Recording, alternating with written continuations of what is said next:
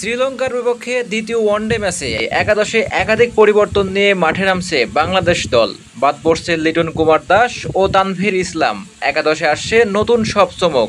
নতুন করে দলে জায়গা পাচ্ছে ইমরুল কায়েস। দর্শক, শ্রীলঙ্কার বিপক্ষে প্রথম ওয়ানডে ম্যাচে ব্যাটিং ব্যর্থতায় হেরে যায় বাংলাদেশ। তাই তো দ্বিতীয় ওয়ানডে ম্যাচে একাদশে একাধিক পরিবর্তন সহ মাঠে নামবে বাংলাদেশ দল। যে শক্তিশালী একাদশ নিয়ে মাঠে নামবে বাংলাদেশ, চলুন দর্শক এক নজরে দেখে নেই। ওপেনিংয়ে থাকছে পারভেজ হোসেন ইমন এবং তানজিদ হাসান তামিম।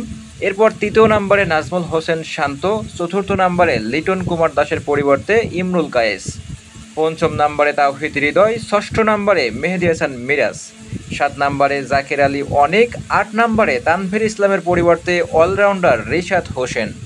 এছাড়াও থাকছেন তিনজন সেরা পেসার তাসকিন, মোস্তাফিজ, তানজিন হাসান সাকিব। তো দর্শক, এই একাদশটা আপনার কাছে কেমন লেগেছে অবশ্যই আপনার মতামতটি কমেন্ট বক্সে জানিয়ে দিবেন।